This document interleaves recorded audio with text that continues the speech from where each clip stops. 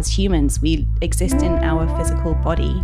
And maybe part of our lesson is to get comfortable with that and to be satisfied with that. This is Synchronicity. This is Synchronicity. This is Synchronicity. This is Synchronicity. This is Synchronicity. This is Synchronicity.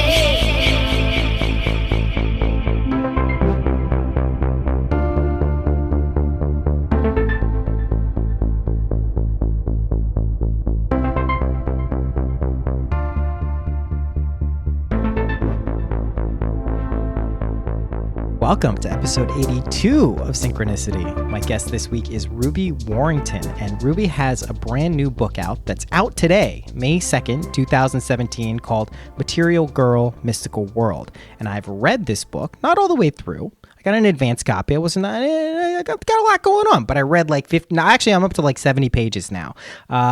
I skimmed through it to see and get the gist of it, and I gotta say, she refers to it in this episode as her Trojan My Little Pony, and I think that is a perfect term for what this book is. She is dealing with some really cool and deep inner stuff that spans the gamut from mindfulness to astrology to plant medicines, to just really trying to figure out how to navigate the world, but also have this connection with the numinous. And speaking of the numinous, Ruby also runs a lifestyle website called The Numinous that is focused on kind of merging these seemingly disconnected worlds of the day-to-day life that we kind of go through, have to navigate as ourselves, but also this kind of unified interconnectedness, more mystical aspect of the world. And she's doing that in a really cool way. And I think more importantly, she's normalizing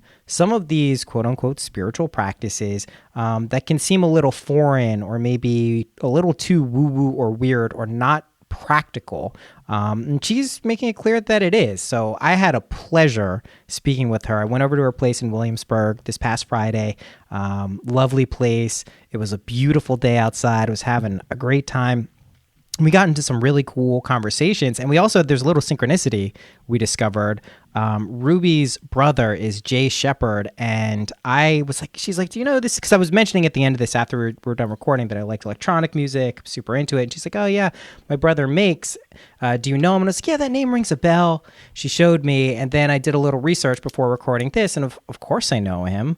He's collaborated with one of my favorite producers of all time, Martin Dawson, who unfortunately passed away not too long ago, a few years ago, and really just an incredible producer. But I know her brother's stuff too, who's a good producer in his own right.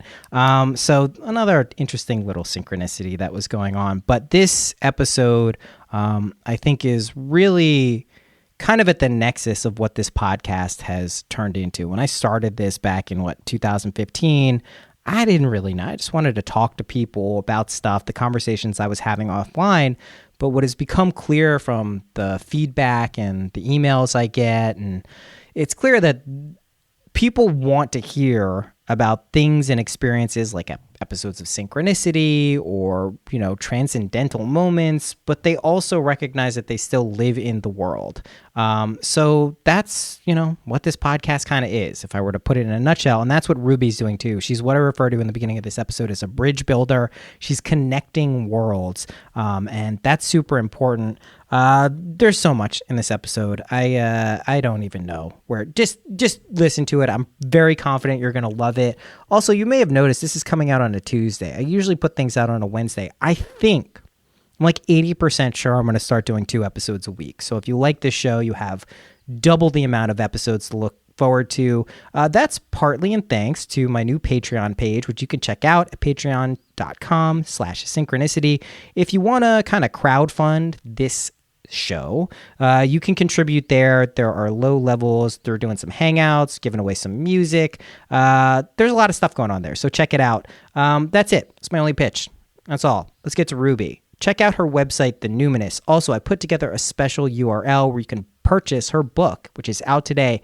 Go to syncpodcast.com. That's SYNC podcast.com/mystical Ruby. You know how to spell, okay. I'm going to assume you know how to spell the words mystical and ruby. Again, syncpodcast.com/mystical ruby. You know what? I'm going to make it super easy.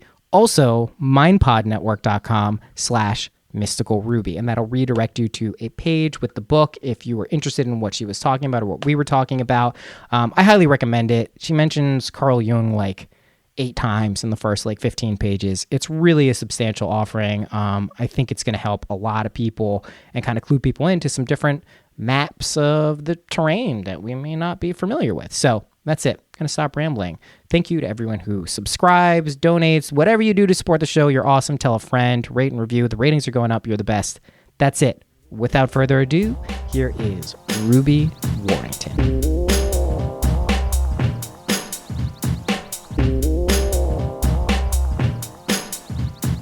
Thank you so much for having me and for coming on. I'm super grateful to Sa, as always. He just, there's people who just connect you and implicitly whenever they introduce you, it's like a good thing. It's my favorite type of people. Sa is one of those people. So thank you so much for coming on. Well, thank you very much for inviting me on. And I also am very grateful to Sa, who, interestingly, has been on a very similar journey to me over the past 5 years. We met when I first moved to New York. And he was still working at Bullet magazine in this kind of very fashionista, glamorous world. When I first moved to New York in 2012, I'd come from London, where I'd had this long and prestigious, inverted commas, career in fashion magazines, and met Sa, our mutual friend, briefly then, who was still working at Bullet magazine, and we kind of met for cocktails, and it was all fabulous in East Village. Yes. And then he kind of disappeared and went off on his spiritual path. Yes, and I started the Numinous, and we came together again sort of the end of last summer, both having been on this almost simultaneous and very similar spiritual journey, I guess. Yeah. And have reconnected in a much, much stronger way. And we're actually hosting loads of workshops together I saw now. That. And yeah, so he's fab. So I got introduced to Sa by my friend Michael Donovan, who's a fashion photographer. And he said, this guy's going around the world. He's in India right now. He's doing all this stuff. He came from the fashion world. I'm like, that's an interesting place to come from to get into spirituality. I mean, not that there's any prerequisite. And when we connected, it just became abundantly clear that this is someone who, while he had come from the mainstream world, was clearly penetrating deeply into kind of the unseen world, the numinous, as you might put it. And since then, we've just stayed in contact. And every single time I speak to him, it's just, I feel better after the conversation. Every time I see his Instagram posts and everything else, it's just he's a beautiful soul. I don't say that term very often, but he really is. So this is the Sa appreciation part of the podcast. Exactly. So I'd like to talk a little bit. So you have this book coming out, right? Mm-hmm. Material Girl, Mystical World, which I love the name. And obviously I'm probably not the target audience for the book. I was tweeting right before I came over that, wearing jeans is my idea of getting dressed up. I am not a fashionista, not even a maxinista. I'm none of that. My wife is. So I find it interesting that you've come from this world that I don't want to be too pejorative, that, it's not just a superficial thing. Fashion has a very clear and functional place in our culture. It's not just some, hobby thing that people shouldn't care about, but it's not typically associated with kind of the deeper levels of spiritual inquiry. So how did you go from kind of having this prestigious job in the fashion world and the magazine world to starting the Numinous and kind of penetrating deeper into these mysteries, so to speak? Well, a couple of things first on the background in fashion, myself and Sa. Actually, I've encountered many people on the sort of what I call now age spiritual scene who come from that background. I love that term, by the way. I love that term, by the way. It's so awesome. That's one of my faves too. So I've actually encountered many people who are in this scene now who have a background in fashion, and I've really done some kind of thinking around why that is. And I actually think that fashion in its purest sense is an industry which attracts people who are very interested in investigating what it means to be a human and investigating identity, investigating how we show up in the world, how we project ourselves, how we relate to others. Because clothing is a medium for us to do that. And so in a way, I think that it does merge quite well with a lot of the subjects that kind of lead people down a more spiritual path. And for myself, I suppose that may well have been the case. I was always interested in fashion and always felt really drawn to clothes as a means of self-expression and what that really meant, like who I was expressing through my clothing. However, going into the fashion industry, it becomes a completely different thing, because essentially you're feeding into the capitalist system and not really, it becomes the opposite actually of empowering people to dress for themselves as individuals. Right. And it becomes all about, no, you must wear this so that you can fit in, so that you can conform, and so we can sell you more stuff. Right. Well, it's what you're saying is a universal story. So I look at it through the lens of music. I'm a musician, and music to me is like one of the purest art forms. It's some esoteric thing that doesn't actually have physical existence outside of vibrations, and I love it. But when you get into the music business, it's the same thing. It gets commodified, it gets watered down, it gets often in the realm of serving people's egos, which is clearly not what we're trying to do. So I love that you put that fashion really is a form of kind of expressing yourself and your personality in the same way that our bodies kind of are too, right? Like our bodies are expression of this deeper part of ourselves. So I love that you've kind of connected those dots. So what was the transition for first of all, explain what the numinous is for people who don't know. So the word numinous, when I first heard that word, it was one of those moments that I can pinpoint as a kind of like light bulb going on in my soul sort of moment. I was like, this is just everything. And the word then was described to me by an astrologer friend as meaning that which is unknown or unknowable. Yes. There's a dictionary definition I can't remember off the top of my head right now, but I can give you that too. And to me, in terms of our human experience, it really speaks to me to anything that comes within the realm of human experience that we can't necessarily articulate with words, that we can only know or sense or the direct experience of. Yes, that have the direct experience of and are unable to perhaps express, only to feel. And so for me, I use it in my work to cover all things mystical, all of the esoteric arts that are essentially tools for excavating that part of ourselves and for connecting us to those human experiences or facilitating those human experiences, which also, and I do think in the now age, it's important to say that those are the experiences which cannot be synthesized by technology. They are what define us as human beings, and which is why I think they're becoming more appealing to people, and people are feeling the need to connect more to the numinous part of ourselves, because essentially our daily life is being more and more integrated with technology, and we're having to act more and more like computers. So whether we like it or not, whether we like it or not, it's just the way of the world. And I'm not anti-technological progress at all. I think how wonderful, but let's please balance it and counteract the implications of that with an embrace of these practices, these ancient human technologies as they've been described to me. So a theme that emerges very quickly when I was reading your book and just kind of tuning into you is that you're one of my favorite types of people, which I would call the bridge builder. You're bridging two seemingly disparate worlds, right? This kind of mainstream, how do we get it? This is brought up very quickly in your book with the astrology stuff, right? Most of us think of astrology, we're thinking of our sun signs and we're thinking of what's in the paper or maybe like some pop culture astrology person, which is my initial kind of, I'll tell you this is an aside, not to get too off on a tangent. Astrology has been showing up so much in my life in the past 2 months. I have never actively seeked it out. It resonates with me. I get it. But I just had a conversation with another astrologer on my podcast. It's like popping in. I'm a Carl Jung fan, so I know that he was a big time astrologer. When I'm reading the book Synchronicity and he has the whole charts of like all the married couples and their astrological signs, I'm like, I don't know what this means. Amazing.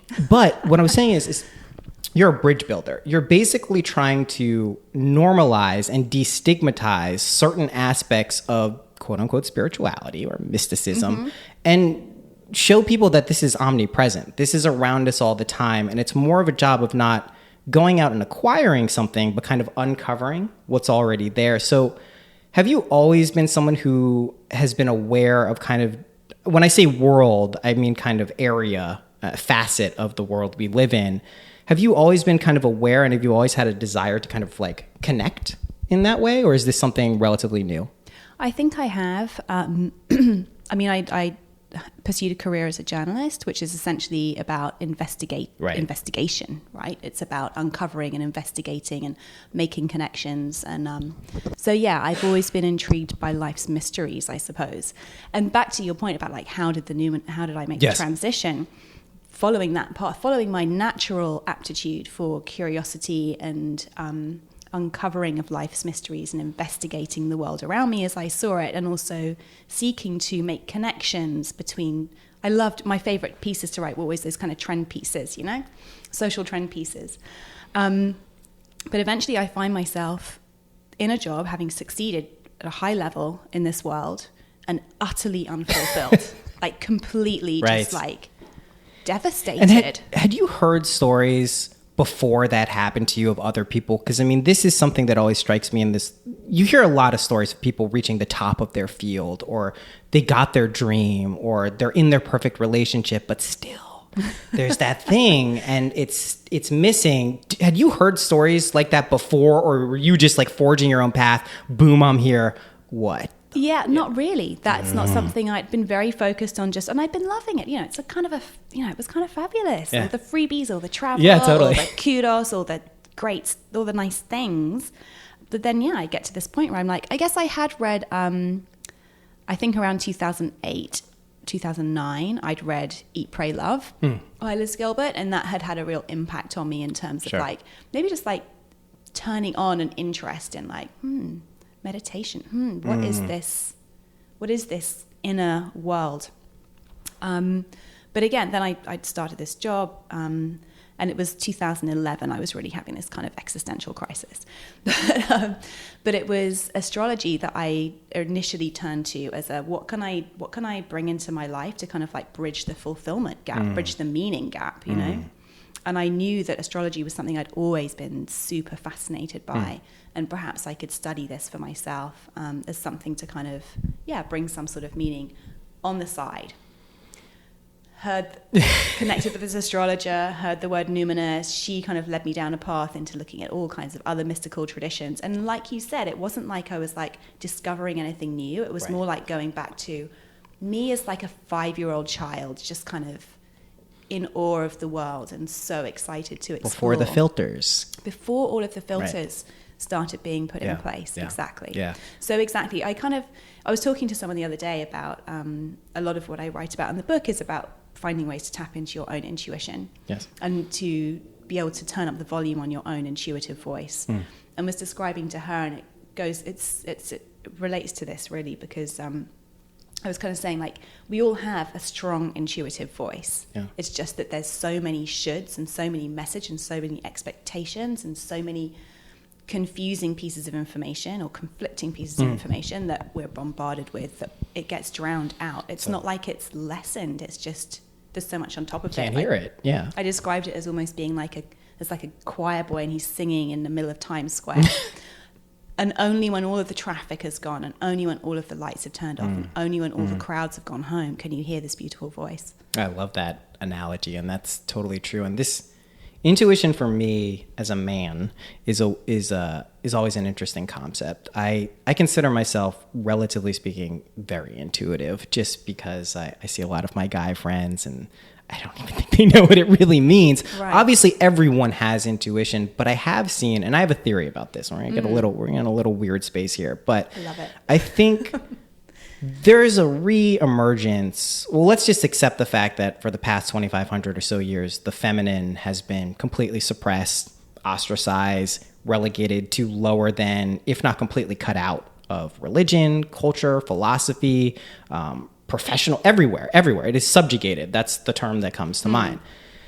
I have noticed for the past 15, 20 years, a slow but steady reemergence of the feminine divine, for lack of a better term, kind of percolating through culture at large. And when I say culture at large, I'm using my own Western culture. That's what I say.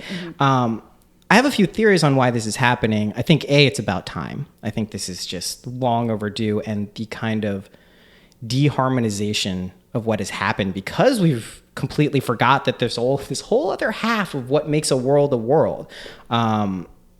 we're seeing it emerge slowly. I also think fundamentally it actually has a lot to do with marijuana. I think that the part of the plant that we ingest or smoke or imbibe or whatever is female. It's the flower part of the thing. And I've noticed, and I've come to this conclusion over many years because when I was a kid, I was intuitive too. Before I started, using cannabis, I kind of forgot that part, and I was relatively young when I discovered it. I was a teenager, but it was gone. I didn't know where it was. And I noticed a lot of my friends who are guys who regularly consume cannabis, they also start to develop these intuitive faculties, these more compassionate, empathetic mindsets.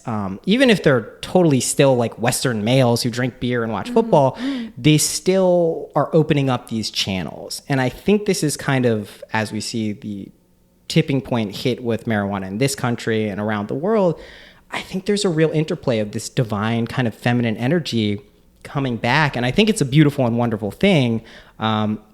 But I hope it doesn't, get subjugated again too, because there's always, this friction of these opposing forces is what shapes our world. So not to cut you off, but that is kind of my, when you say intuition, I perk up, and the book clearly deals a lot with it. And for my life, professionally, personally, spiritually, intuition has been the guiding beacon. It's the only thing. Yeah. Absolutely. It's all we really need. Yeah. It's really is all we really, not all we need, but in terms of our decision-making processes and choosing making the choices that are going to guide us down the path that's for our higher good, but also for the collective good, then yes, your intuition is key. Right. I think it's really interesting. I love your theory about the cannabis, but there's a couple of things for me that really play into that. So there's a chapter on plant medicine. Yes. And obviously cannabis comes under that umbrella, as with the more kind of extreme or healing plants like ayahuasca, peyote, etc. Right.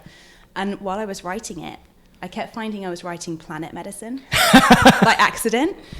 But here we go. So I actually think that, I think that actually if we're seeing a re-emergence of the divine feminine force, I kind of feel like it's the planet herself going, you guys, what the fuck? Do you want to live here anymore? Seriously? Yeah. Intervening. I even say this in the chapter on plant medicine. I was like, it's kind of like those plants in the Amazon. They've got together, they've had a powwow, and they're like, okay, we need to do something about this. Let us seek out the hearts and the minds of the most influential individuals we can find, which is why you see company CEOs and Silicon Valley, and all these people going to do ayahuasca ceremonies, coming back with a huge awakening about themselves and their role in terms of what they're here to contribute to humanity. So, this is the thing. It's like Material Girl, Mystical World. It's all pink and fluffy, but it goes deep. It's real deep. And what you're saying is totally true. My mom met my stepdad down in Peru in the early 2000s. So before this huge wave of ayahuasca has taken off. But it's pretty insane if you look back to 15, 16, 17 years ago to realize ayahuasca was known by almost no one. There was a few people who had gone there, but they were probably like hippies. It's like people just didn't know about it. And now ayahuasca, who doesn't know about ayahuasca at this point? Whether you're in an urban area like this where they're doing them up all around here or in the Hudson Valley, it's a thing now. And I love what you're saying is it is like Mother Earth, going through the tools she has available to be like, listen, you can do what you want. I'm going to be here. And this is like a George Carlin quote. George Carlin's like, the Earth's going to be fine. We are going to maybe be dead, but the Earth is a self-correcting mechanism. Yes. So it does feel like this kind of paternalistic attitude, this logical, rational mind, which I think does have value. I'm also not someone who just wants to annihilate the ego for the sake of annihilating my ego. You don't want it to bump up and rule your life, but it has a function. We developed an ego evolutionarily, if we're going into the kind of the neuroscientific world. If you saw a lion, your fight or flight kicked in, you're like, I want to live, I'm going to run. So there is a function to it, but it's just dominated our culture for so long in every possible way. And it really does feel like the Earth is kind of calling out and saying listen, I want to give you an opportunity to kind of like get the message. Take it or leave it. Yeah, I love that. Yeah. I love that. But I mean, I think that's a big, material girl, mystical world. It's all about that balance. And I'm not saying like we don't need, just like I'm not saying it's not fantastic to have access to beautiful things. Like, you know, in some of the most ancient Hindu spiritual scriptures, the pursuit of pleasure is right up there as one of the 4 chief aims of life for living a holistic existence. That's right. I'm not saying we have to kind of like cut off all of the material pleasures that bring joy and wonder and fun and excitement to our lives. What I am saying is we're way out of balance, and we need to do some serious work addressing our internal needs as much as our external needs. And that can be applied to any area of life. That's exactly right. I mean, this balance, so this term balance gets thrown out a lot, right? I'm trying to, I don't think there's anything wrong with the term, but I'm also beginning to enjoy the term harmony, because sometimes balance implies that, like, if you think of the scale, like the Libra scale, a balance would be that things are equally proportional, so they weigh the same. And sometimes they shouldn't weigh the same. Sometimes we should be using our intuitive faculties way more than the analytical part. So this idea of harmony, whereas, you know, if it's a chord played on a piano, one note sometimes rings out more and gives it a different tonal quality. And I start to try to think about how we can position these conceptions and ideas of spirituality, mystical, whatever it is. How do we find kind of that, not balancing, that harmonization point with what, you know, situations are different in life, in our lives, collectively, globally. And this gives us a little more breathing room, I think, which is important, because I know you can relate to this, is when things get dogmatic and rigid and kind of calcified, that's when problems can crop up, because you don't have the flexibility or space. I mean, this is the biggest lesson of any mindfulness meditation or any practice you do, is you start to cultivate this space so you can choose how to respond rather than reacting. So not to jump around too much here, you went down to Peru, or have you done ayahuasca? No, I haven't. Neither have I. Have you done DMT? So interesting. Yeah. Have you done DMT? No, I've got some in the kitchen. So this is really funny. I have so much access to it. Why haven't you done ayahuasca or DMT? I write about it in my book. Growing up as a teenager in the UK and through my early 20s, I had a lot of drug experiences. And I've really built some very kind of like deeply ingrained associations between what it means to get out of it. Yes. And as many times as people say to me, it's a completely different experience, I'm like, I don't know if it's going to be that different. And the times when I had experimented or used LSD, for example, which is probably the closest comparison I can make in my mind, were just really, really frightening for me and really not empowering. And I'm afraid to go back there. I guess it's totally part valid. Of it. And I'm like sticking with it. I called the chapter "Feeling the Plant Medicine Peer Pressure," because it's exactly the same feeling I used to feel when I was like 15 and everyone's doing this stuff. Cigarettes or something, Should I do it? I must be part of the gang. And actually, a big part of the teachings of the book are like, if something's a no in your intuition, it's a no. I also feel like I have had some incredibly psychedelic experiences through things like breath work or Kundalini yoga. Like there's a healer I know who actually, she's one of the only Western women to have trained with the Peruvian Shipibo tribe. She has been leading ayahuasca ceremonies for like 12 years. She doesn't work so much with the plant now, but she's so familiar with the teachings of the plant that she can channel it into her energy healing work. It's like a Shakti So I had a session with her, which like took me to such a deep place in terms of healing a wound from my childhood. I'm like, I don't know if I need to go through the fearful experience for me to have that kind of enlightenment. I feel like I'm kind of like pretty much on the way already. Like, you got the message, you hung up the phone. I've got the message. Yeah. It's funny because most people who would know me, I mean, you know, who would think they would know me, would think that I had done ayahuasca, DMT. I also haven't done it. I also recognize that the people who have done it, who have, you know, credited it to many a transformational thing, talk about a calling. They say, listen, you're going to have a calling if you want. Maybe not so much with DMT, but with ayahuasca. And I am aware enough to know when I have a calling and when I don't. And I'm not going to force a situation as spiritually, not jarring, but profound as it seems it is for a lot of people. I'm not going to force that. Exactly. So I just don't have any interest in it right now. I don't rule it off in the future. It could be a thing. DMT is a weird thing for me because, and I've been reading a ton about it recently, which usually means it's around the corner. But one of the aspects I don't love about DMT is how quick it happens and how it seems, even if people are like, I feel like kind of it was a spiritual enema or something like that. I like to know how these things can be integrated into our world here. So while I recognize that Noah may just be a conception in my mind and it's not as real as I think it is, I still got to get up and take care of a family and do things.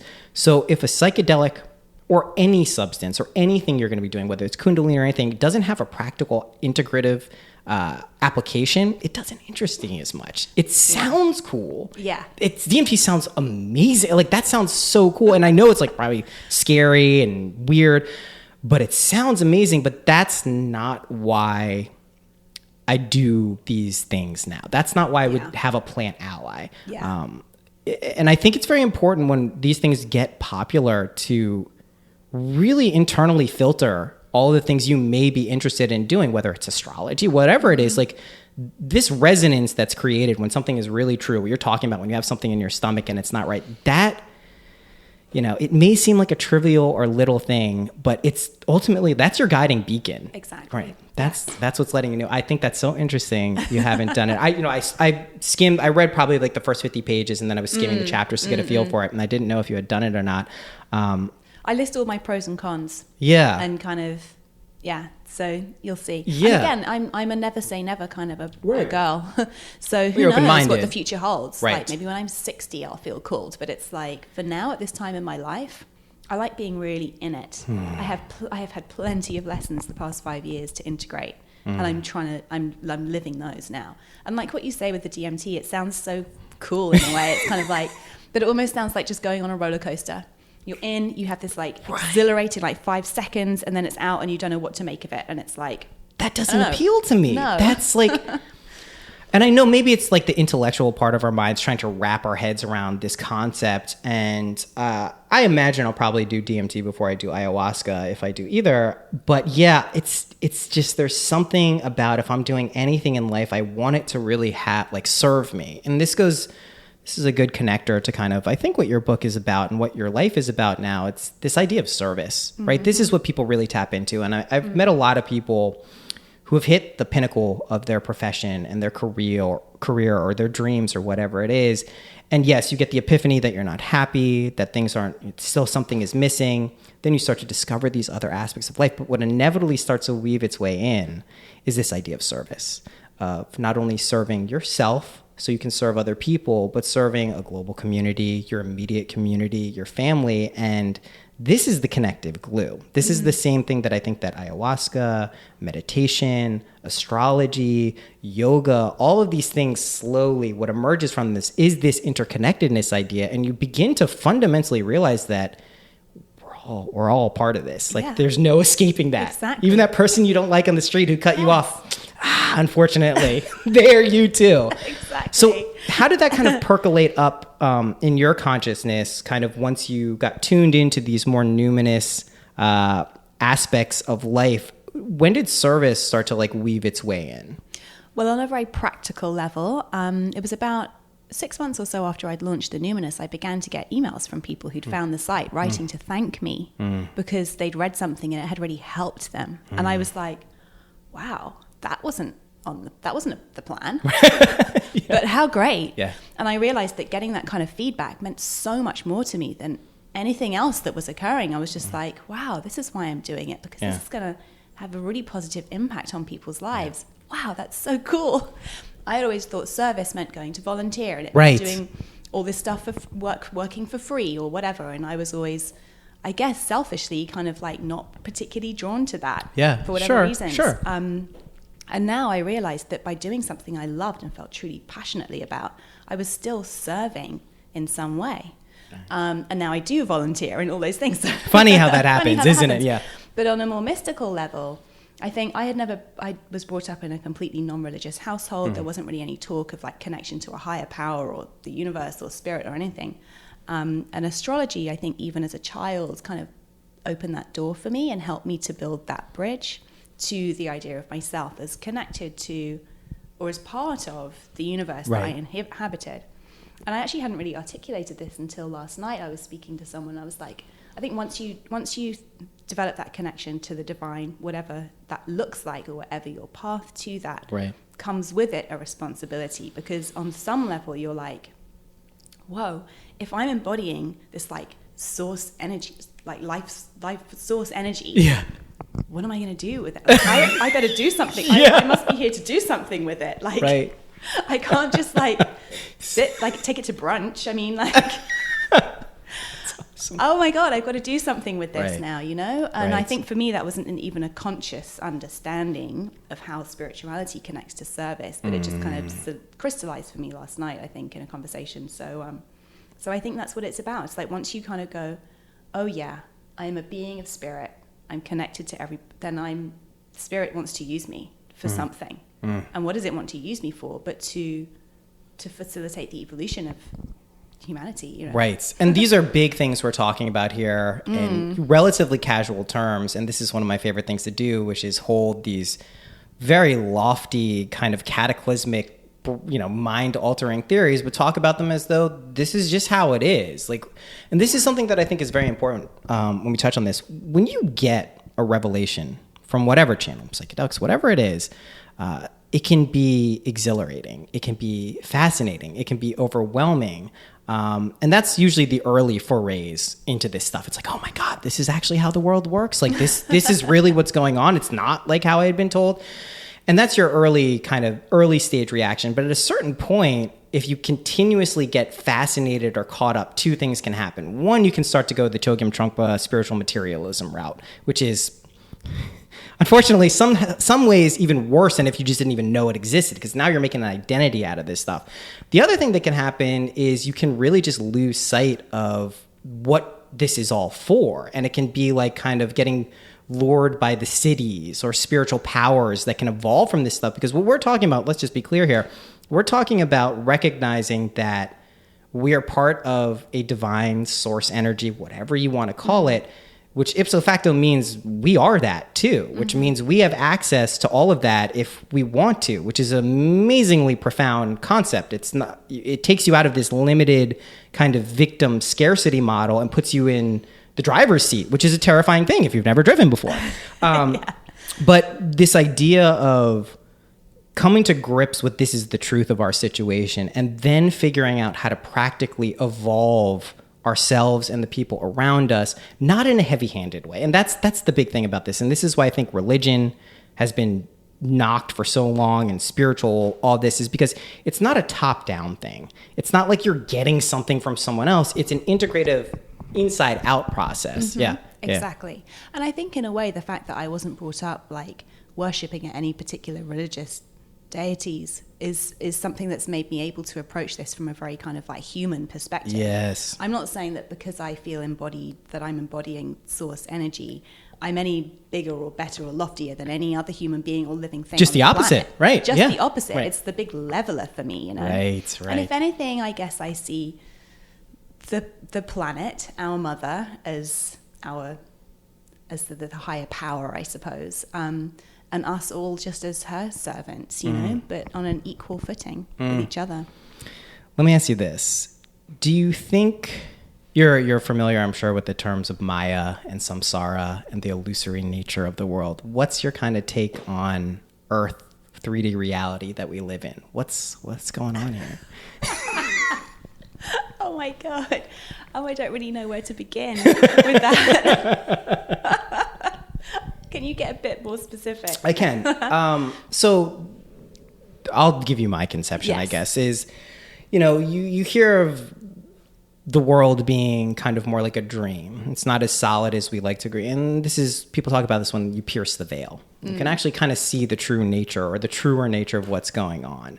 And this is a weird concept because as much as we want to say this is illusory and it's not real, like it still feels very real. It's real. Like we have to walk through it. And I don't think it's also like a arbitrary no reason behind that. I think there's a function to this 3D reality. And I heard a really interesting take on this the other day at a conversation between Alex Gray and this guy, Dr. Raymond Moody. And they were talking about life after death. And Dr. Raymond Moody, he's he's an empirical, scientific-minded guy, but he's also studied a lot of near-death experiences, and so that'll change a little bit. But he doesn't really speculate. He's not one who's going to be like, yeah, like, this is all a dream.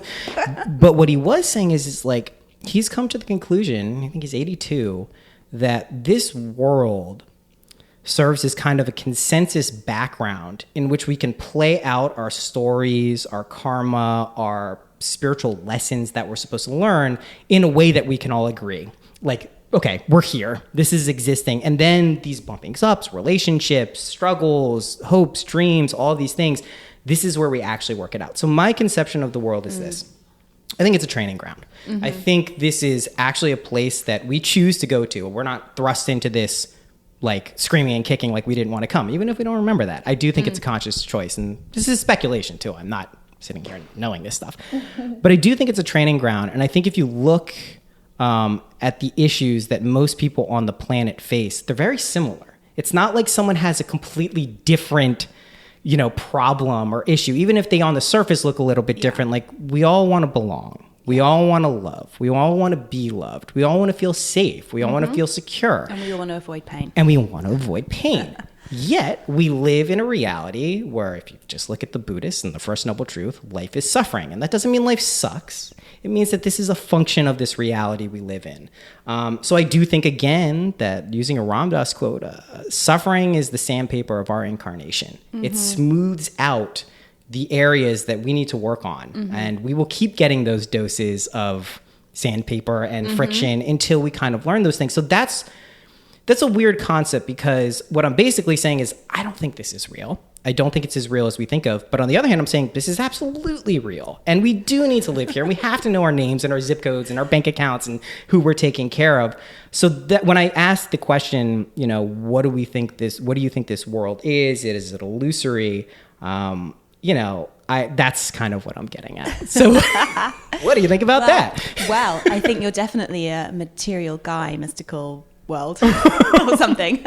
I mean, I think that as much as we're embodying this source energy and we're here for a purpose, and like you say, I think that our life purpose really is to evolve and to become stronger and to become more aware and to become more compassionate as a result, and to learn the lessons that we're here, that we've been gifted with in this incarnation.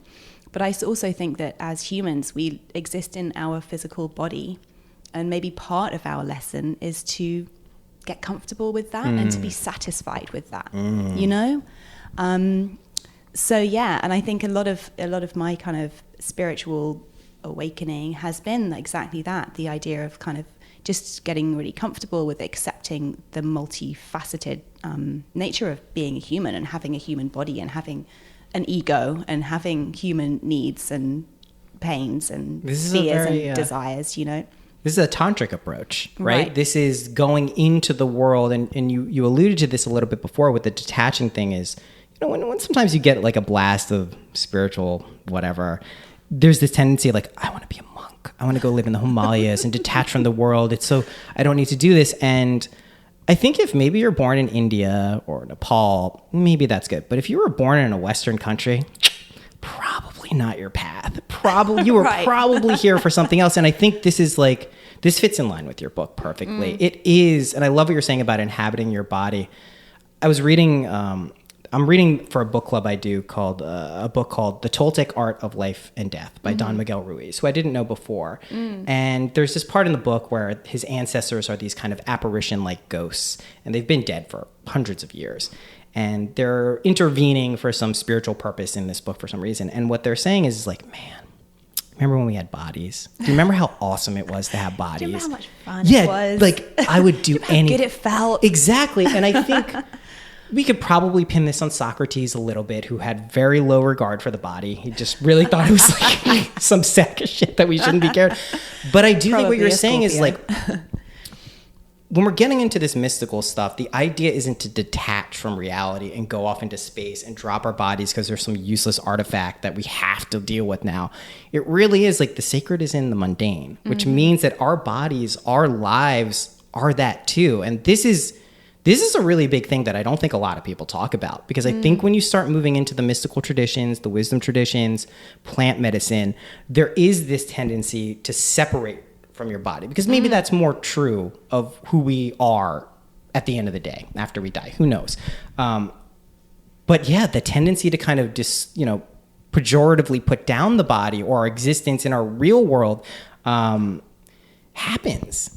Which for me, in a way, is almost like another form of escapism. Like we might use substances to escape our body. And in fact, I have addict friends who would say that's exactly what it is. I use substances because I don't like being in my body, So yeah, I'm a little bit wary about that kind of mentality, I suppose. I think that whether you've studied these things or not, the kind of like natural response, if you think about, well, where do I go after this body, is to, I don't know, I become some sort of a light being, and I'm just pure energy, and I'm like thinking about whether I want to be in another body or I'm like existing on a completely different dimension. Right. And kind of obviously that's where we go. We're brought up to believe in or think about angels and whatever those kinds of things mean.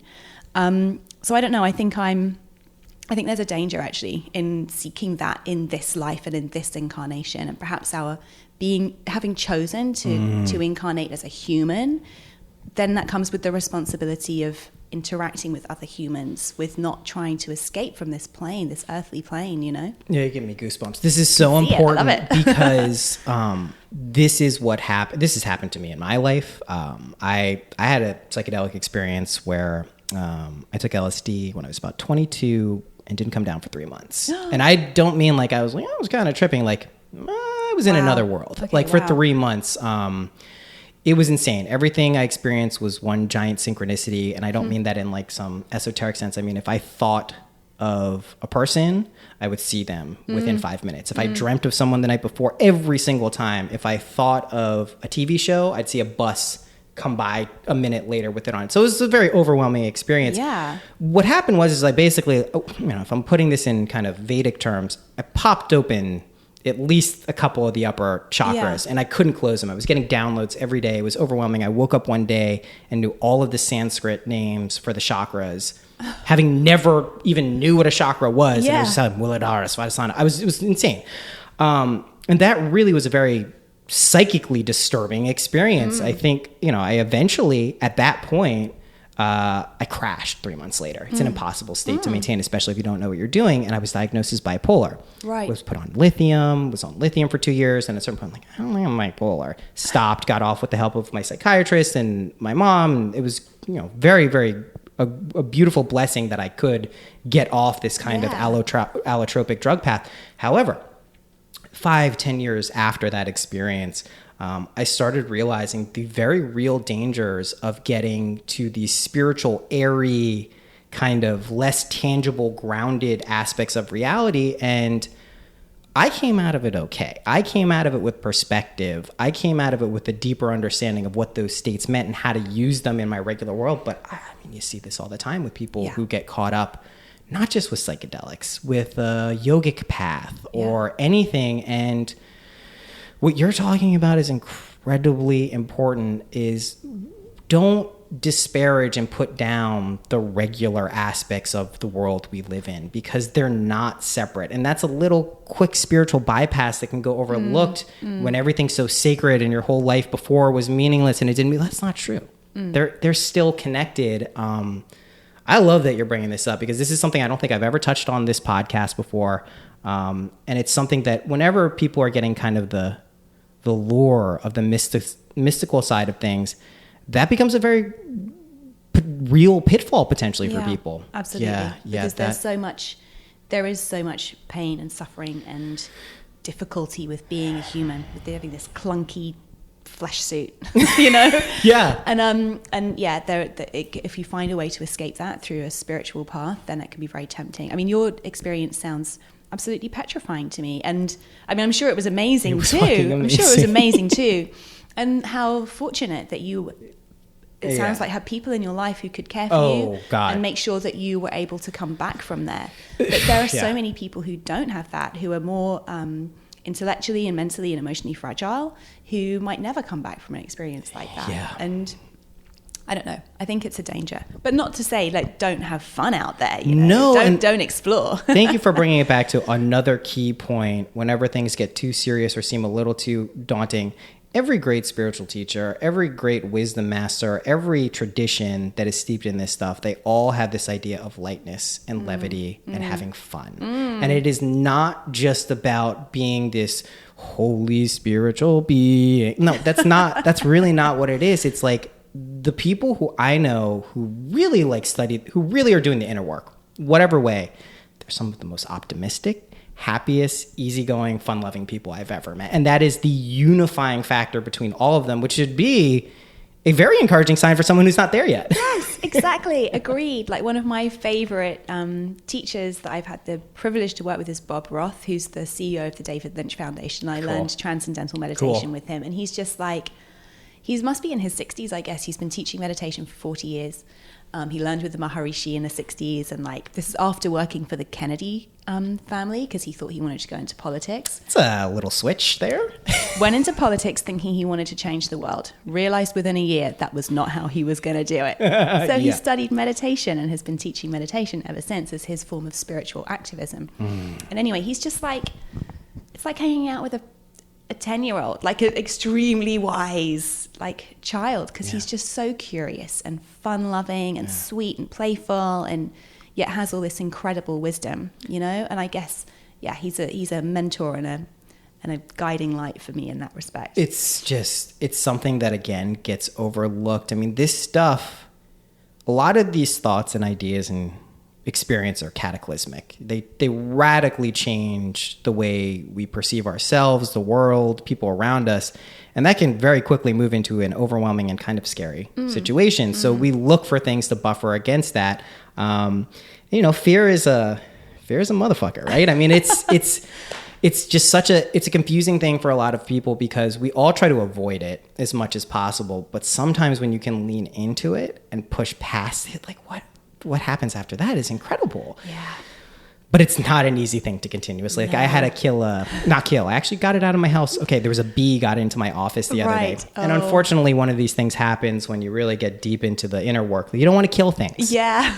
But I fucking hate bees. I do not want to get stung. And I love bees, of course. Bees listening out there, I love you. Please don't sting me. So cute. The fur and amazing, everything. Black and gorgeous. White. Yeah, the good outfits, they're good.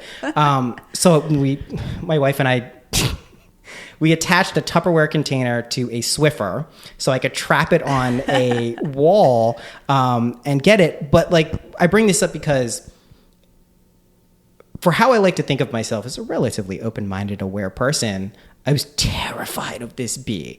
And I couldn't get click into the mode where like, I am one with the universe. This bee will not harm me because I love it. And so like, it is just this, I'm bringing it up to show that like fear isn't something that I think people do master it, of course. I haven't met people who have mastered fear completely in all aspects of their lives. So, but what we can do is relate to it in a different way.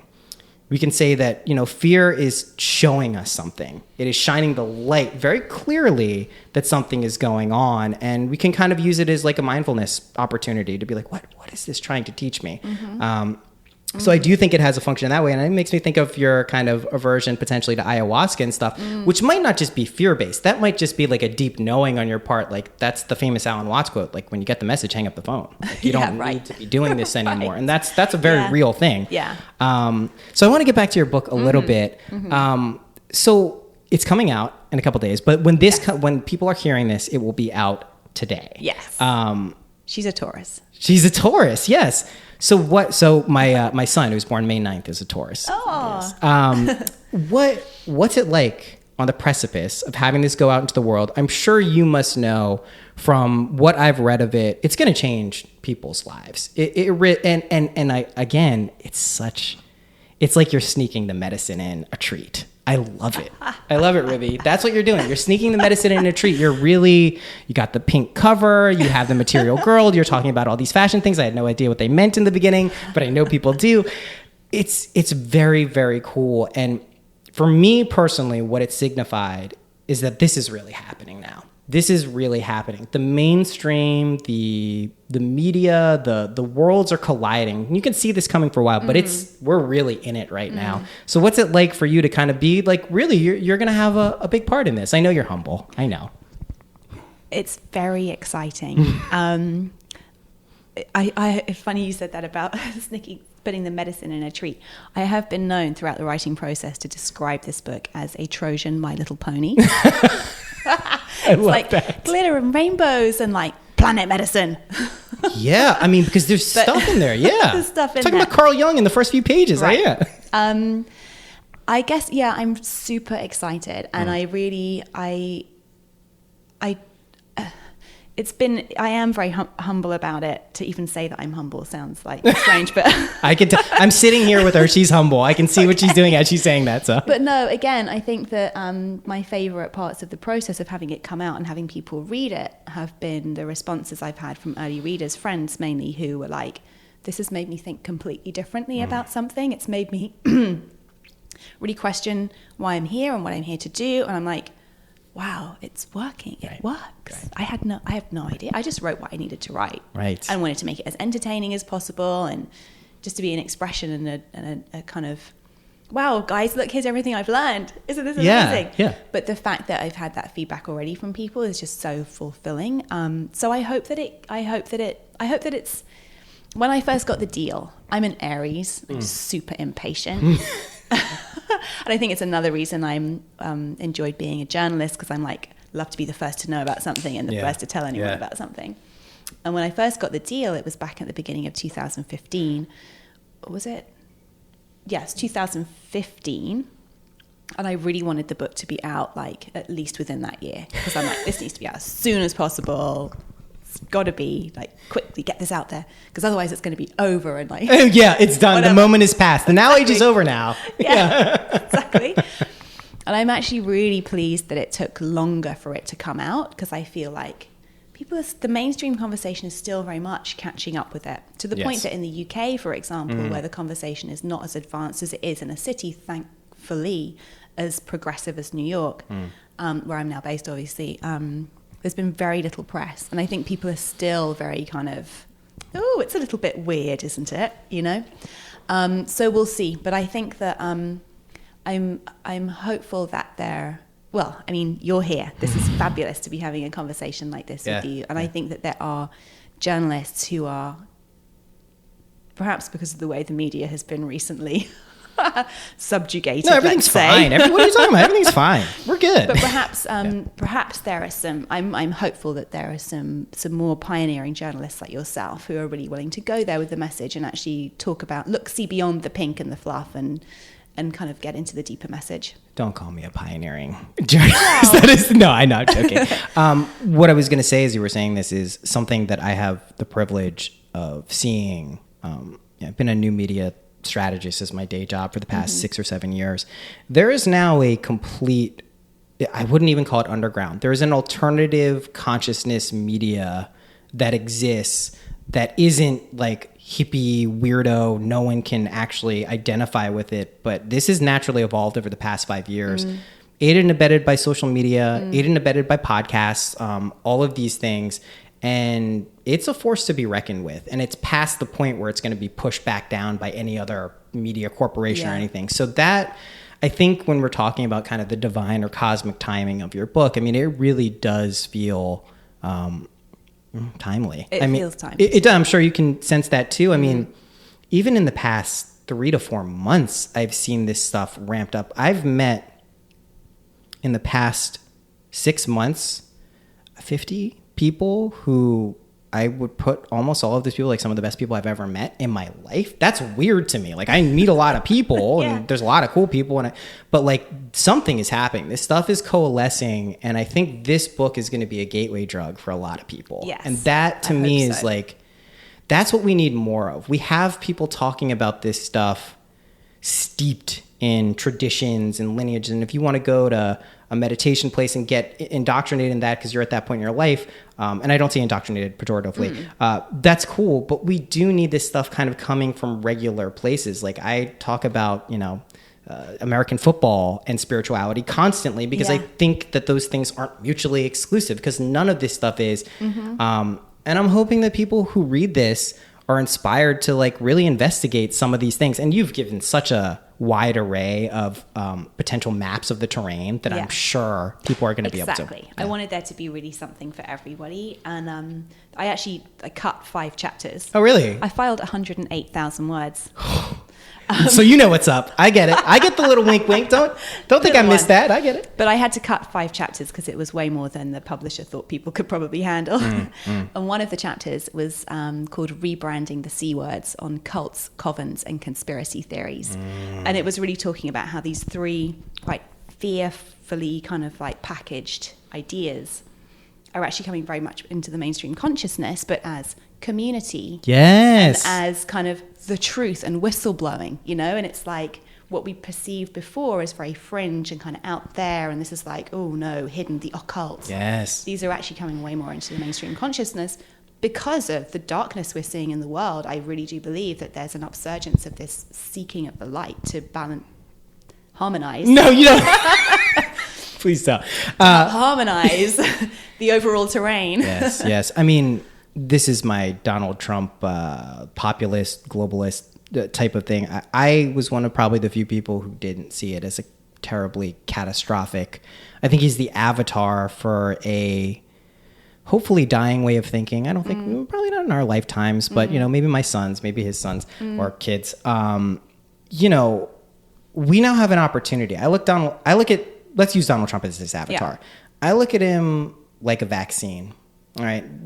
If we're going to get a vaccine, if we're going to be immunized against something really vicious that would destroy the world, let's be clear. If this was just allowed to run rampant, not good end game there. This gives all of us an opportunity to look at it in the face and be like, okay, we don't want that. Like, we don't want that for ourselves. We don't want that for the planet. We don't want that for the kids. I voted for Hillary. I was a Bernie supporter before that. I don't identify too much with the Democratic Party anymore, but one of the fears that I had if Hillary, and I woke up that day thinking she was going to get elected. Like, me and my wife. You didn't? You knew? Did you know? You knew. Yeah. I went to bed at 9 p.m. I was like, I can't even watch. Oh, no, but when you woke up that morning, you knew, like, before the election day, like I woke up. Yeah, I just had a sense. I think being British, I felt much more connected to the Brexit and the Brexit thing. Oh my God, I know. So I think the fact I was so shocked about the Brexit results that I think prepared me for, this is by no means a landslide for Hillary. I mean, seriously, and it could very easily go the other way. So I was kind of in that mindset. You had it. Yeah. I was like a lot of my friends, just totally like, I was like, oh my God, this is crazy. And I had the first week after I was subject to the same kind of vicissitudes that everyone else had, like just getting, oh my God, what he's doing, what Muslim, oh my God, what, after the first month, I kind of developed, I think, a more healthier relationship to it. But what I was going to say about Hillary is, if Hillary was elected, and I like Hillary, there's things I don't like about her policy and what she does, I feel like we might have missed an opportunity to deal with this. Like, really, like Brexit, the same thing. All of these things, like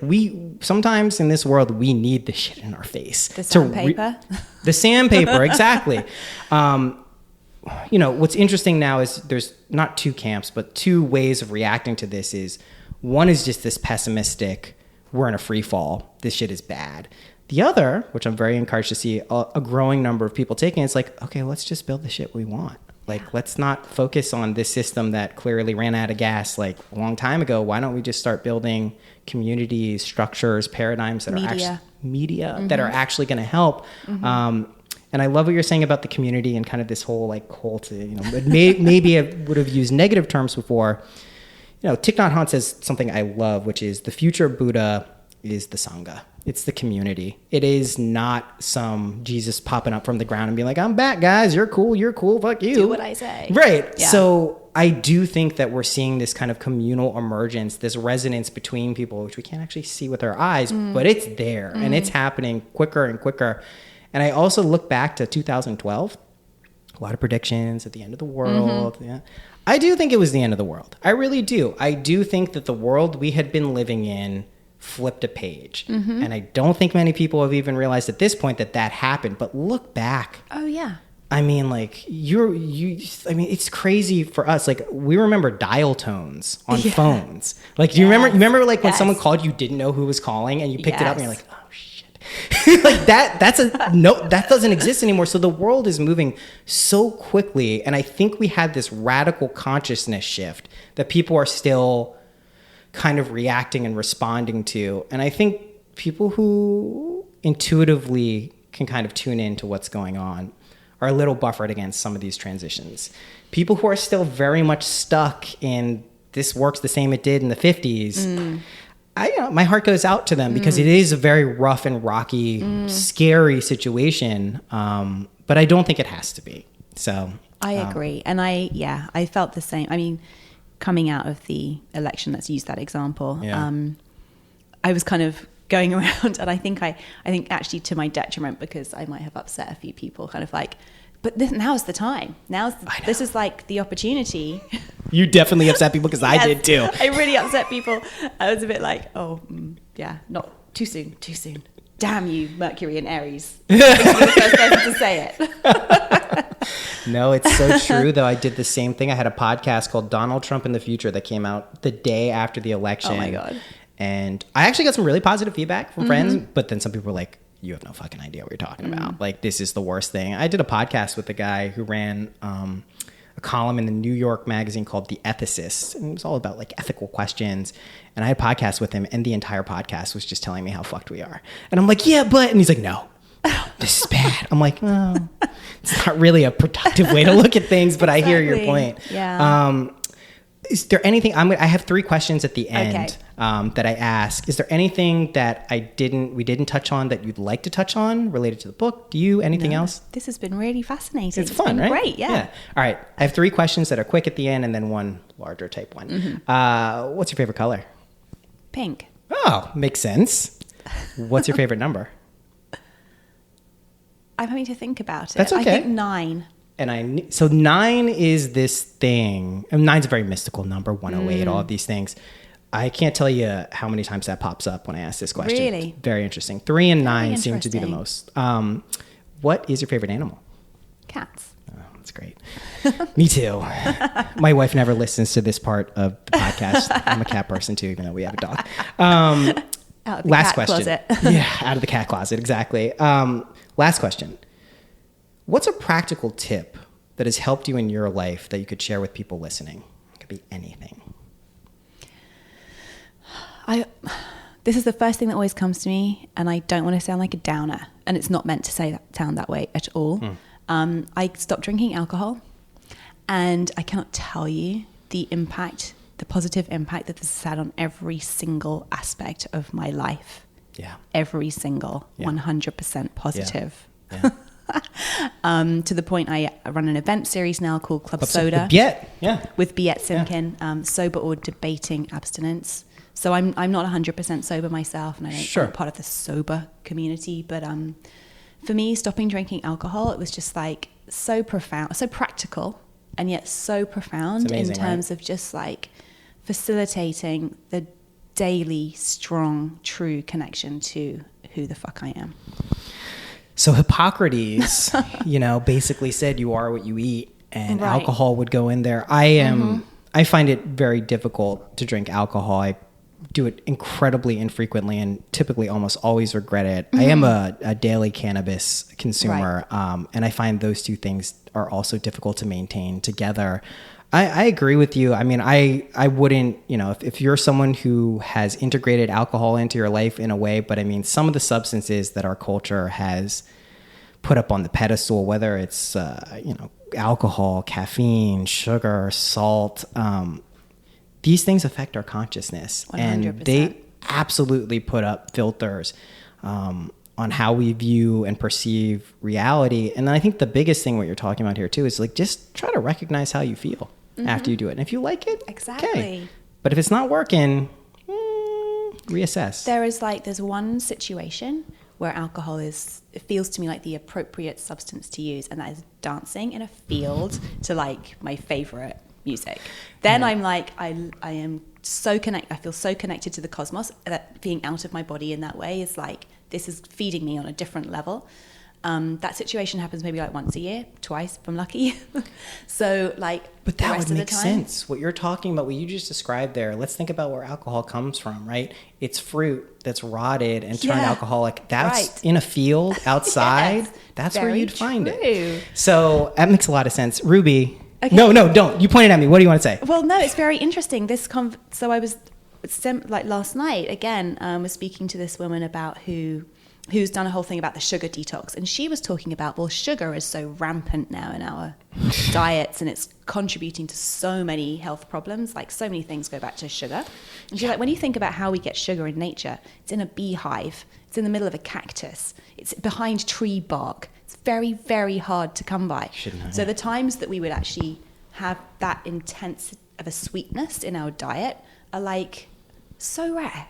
It would be a lucky accident, actually, to come across it in nature. Right.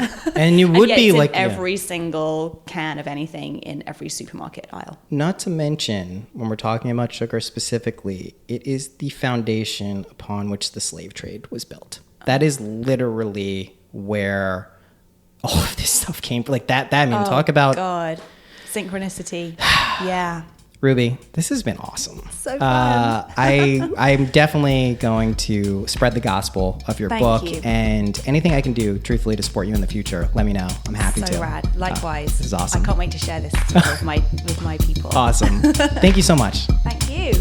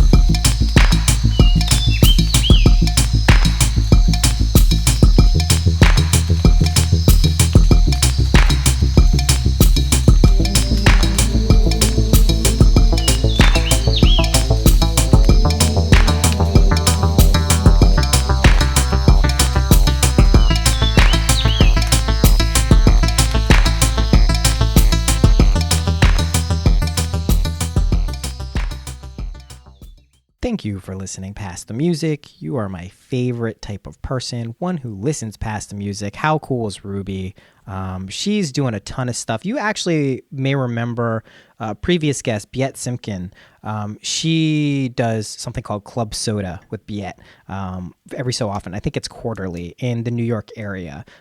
So if you want to find out more about Ruby, go to the Numinous, check out her stuff, Google her. But more importantly, if you want to get her book, which I highly recommend you do, you can go to two places really easily that you can remember. There's syncpodcast.com and mindpodnetwork.com/Mystical Ruby. That'll take you to her book, Material Girl, Mystical World. Super awesome. That's it for this week. A reminder, if you want to support this show by pledging a small amount of money every month, $3, I think is the lowest tier we got. I call that that's the feel good about yourself tier. You can go to Patreon, that's patreon.com/synchronicity, and you can pledge. That's a really great way to help the show. Special thanks to Patrick Nemchik, who is an avid supporter of the show, one of the coolest people. He chose to get the show out into the world tier on Patreon, and for that, he is awesome. If you don't want to pledge in money units, that's also understandable and totally acceptable. Tell a friend, give it a rating on iTunes, whatever. I figure I got you here at the end of the episode. I can ask you to do some extra stuff. Thank you so much. I alluded to this in the intro. I think I'm going to make this a 2-a-week show. Got a lot of interviews I'm eager to get out, and I want to do that. So we'll see how that goes. Thank you as always, and I'll see you next week or sooner.